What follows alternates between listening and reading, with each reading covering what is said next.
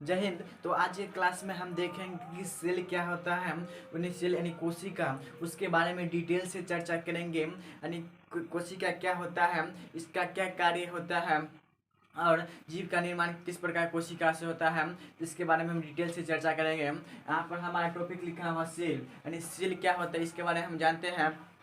तो सेल बोलेंगे किसी जीव के सबसे छोटी यानी किसी जीव की सबसे छोटी क्रियात्मक एवं संरचनात्मक इकाई को सेल कहते हैं। यानी किसी जीव का जो निर्माण हुआ है उस जीव का सबसे छोटी जो इकाई होता है, सबसे छोटा कण होता है, वही हमारा सेल कहलाता है। जैसे एग्जाम्पल हम मान लो यह एक लकड़ी का टुकड़ा है, यानी लकड़ी का छोटा सा टुकड़ा ले लिए हम, उसमें अनेक छोटे छोटे कण मिलकर हमारे यह टुकड़ा का निर्माण किया होगा। हम उस कण को दर्शा देते हैं। ये लकड़ी में चलते हैं तो लकड़ी का यह हमारा कण है, छोटा छोटा ये टुकड़ा है, ये लकड़ी का टुकड़ा है और ये छोटे छोटे हमारे कण हैं। इस छोटे छोटे कण मिलकर हमारे एक बड़े लकड़ी का निर्माण किया है, लकड़ी का टुकड़ा का निर्माण करता है। फिर ये लकड़ी का टुकड़ा मिलकर हमारे एक बड़े बड़े लकड़ी का निर्माण करता हुआ पौधा में बदल जाता है। ये किसी जीव का उसी प्रकार ये जीव होता है।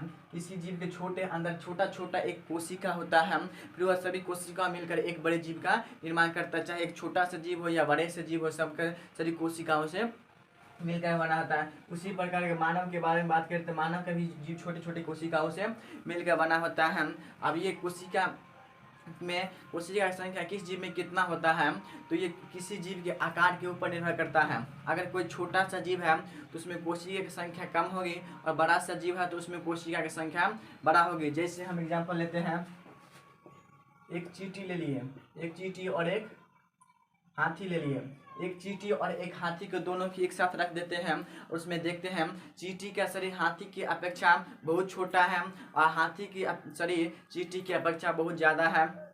इससे यह स्पष्ट होता है कि चींटी के शरीर में कोशिका की संख्या कम होगी और हाथी के शरीर में कोशिका की संख्या काफ़ी अधिक होगी। तो यह कोशिका की संख्या जीवों के शरीर के आकार के ऊपर निर्भर करता है, क्योंकि चींटी छोटा है और हाथी बड़ा है।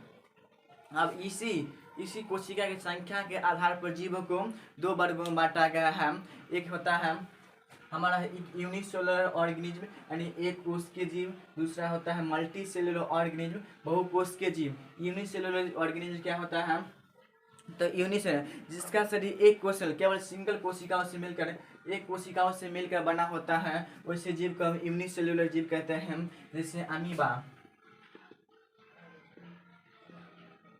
अमीबा, ये हम यहाँ पे लिखे अमीबा का शरीर सिंगल एक कोशिकाओं से मिलकर बना होता है। उसी प्रकार पारामीशियन, इग्लिन, ये सब हमारा जो एक कोशिकाओं से मिलकर बना होता है, इसलिए उस जीव को हम यूनिसेलुलर जीव कहते हैं। दूसरा होता है मल्टी सेलुलर ऑर्गेनिज्म यानी बहुकोश के जीव। बहु का मतलब होता है एक से अधिक, यहाँ मल्टी है, मल्टी का मतलब होता है टू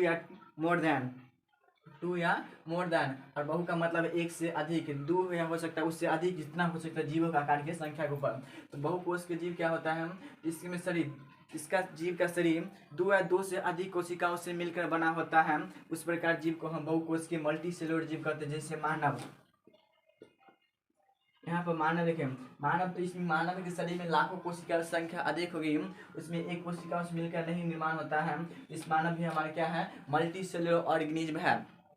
तो ये था हमारा कोशिका के बारे में कुछ डिटेल्स। तो कैसा लगा वीडियो देखने के बाद अपने दोस्तों के साथ सेंड करें, लाइक सब्सक्राइब एंड कमेंट करें। वीडियो देखने के लिए धन्यवाद।